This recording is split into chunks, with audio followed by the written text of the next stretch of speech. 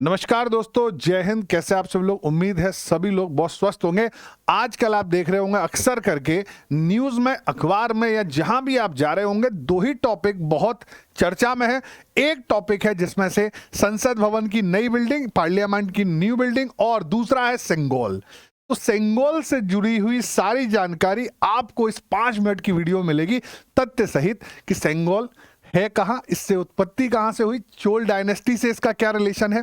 दूसरी चीज, ये गायब कहाँ हो गया था जब ये हस्तांतरण यानी सत्ता के हस्तांतरण का प्रतीक था, तो ये गायब कहाँ हो गया और एकदम से कैसे ये मिल गया। तो इस बारे में सारी जानकारी मैं आपको प्रोवाइड कराऊंगा इस वीडियो में। तो मैं प्रतीक चतुर्वेदी आप सभी का स्वागत करता हूं इस छोटे से वीडियो में।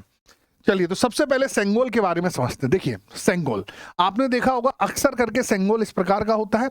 यहां पर ऊपर एक और है जिसमें नंदी जी की फोटो विराजमान है। थोड़ा समझते हैं सेंगोल के बारे में।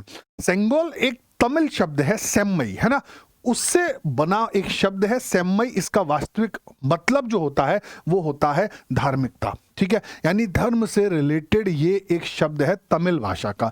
आगे पढ़ते हैं। सोने और चांदी से बना हुआ एक राजदंड है। आपने अक्सर करके देखा होगा, पहले के राजा अपने पास एक दंड रखते थे, उसे ही राजदंड कहा जाता था।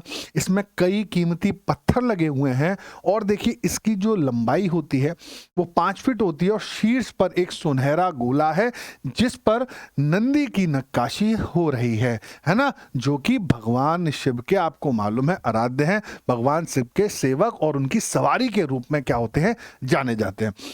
बात करते हैं सेंगोल चोल राजाओं के अधिकार और न्याय के प्रति उनकी प्रतिबद्धता एक शक्तिशाली प्रतीक है। आपको मालूम होगा, चोल डायनेस्टी हमारे देश में, हमारे हिंदुस्तान में एक बहुत बड़ा वंश जिसने राज किया और अपनी ख्याति विश्व तक पहुंचाई। चोल डायनेस्टी से ही इसका रिलेशन है। तो क्या रिलेशन है, बस थोड़ी देर बाद मैं आपको बताने वाला हूं। थोड़ा इसके बारे में और बात करते हैं कि भारत में सेंगोल का क्या महत्व है, कहां से ये आया। तो सबसे पहले समझिए, सेंगोल को न्याय, सत्ता के हस्तांतरण और सुशासन का प्रतीक माना जाता था। थोड़ा इसके बारे में बताता हूं। जब ये डायनेस्टी, चोल डायनेस्टी थी, तो वहां पर क्या होता था, जब एक राजा दूसरे राजा को क्या करता था, सत्ता पर बैठाता था, तो वहां पर इस राजदंड से ही जो वहां के पीठाधीश यानी मठाधीश जो होते थे वह इस परंपरा को लगवाते थे। तो 1947 में भारत के प्रधानमंत्री जवाहरलाल नेहरू को यह प्रस्तुत किया गया था। इसे ब्रिटिश सरकार से भारत में सत्ता के हस्तांतरण के रूप में चिन्हित किया गया था। जवाहरलाल नेहरू ने तमिलनाडु में थिरुवदुथुराई अधिनम मठ के पुजारियों से सेंगोल प्राप्त किया। तो एक तो थ्योरी ये भी है। दूसरी थ्योरी क्या है कि इन मठ वालों ने, यानी जो तमिल के मठाधीश थे, इन्होंने क्या किया कि इसको सबसे पहले लॉर्ड माउंटबेटन के पास पहुंचाइए और लॉर्ड माउंटबेटन ने इनके सामने ही उसे जवाहरलाल नेहरू को दिया था। तो दो थ्योरी है इसके पीछे, ठीक।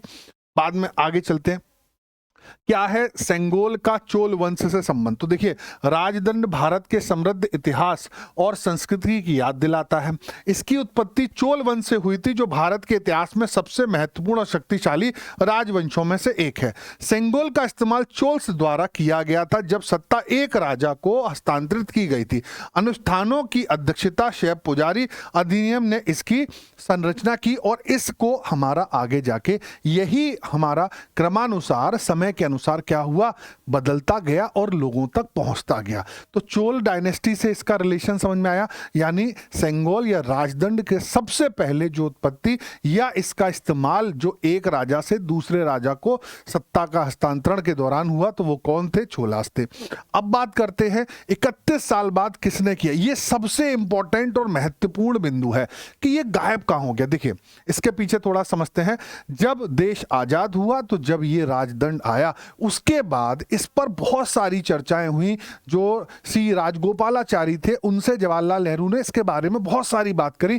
फिर उन्होंने इसकी जानकारी भी दी कि इसका इस्तेमाल राजदंड के रूप में कर सकते हैं या नहीं। लेकिन बाद में यह भी क्या हुआ, जैसे आपको मालूम है बहुत सारी चीजें देश में पता नहीं पड़ी, वैसे ही यह कहीं गायब नहीं हुआ, बस कहीं रखा था। पता कैसे पड़ेगा इसके बारे में, देखिए 1978 में चंद्रशेखर सरस्वती ने अपने शिष्य डॉक्टर बी.आर. सुब्रमण्यम को राजदंड के बारे में बताया, जिन्होंने इसके बारे में किताबों में लिखा। ठीक है, तमिल मीडिया ने इस व्यापक रूप से कवर किया और तमिलनाडु सरकार ने भी इसका जिक्र किया। मैंने साफ साफ वो सारी चीजें लगा दी, head of must as royal council, ये सारी चीजें हैं। इन्होंने इसमें लिख रखा है कि 1947 में राजदंड को दिया गया था हमारे माननीय प्रधानमंत्री जी उस टाइम पर जो थे। फिर क्या करते हैं, जब प्रसिद्ध शास्त्रीय नृत्यांगना यानी जो इनकी स्टूडेंट थी सुब्रमण्यम ने 2021 में प्रधानमंत्री कार्यालय को एक पत्र लिखा जिसमें सेंगोल पर एक तमिल लेख का अनुवाद किया गया था।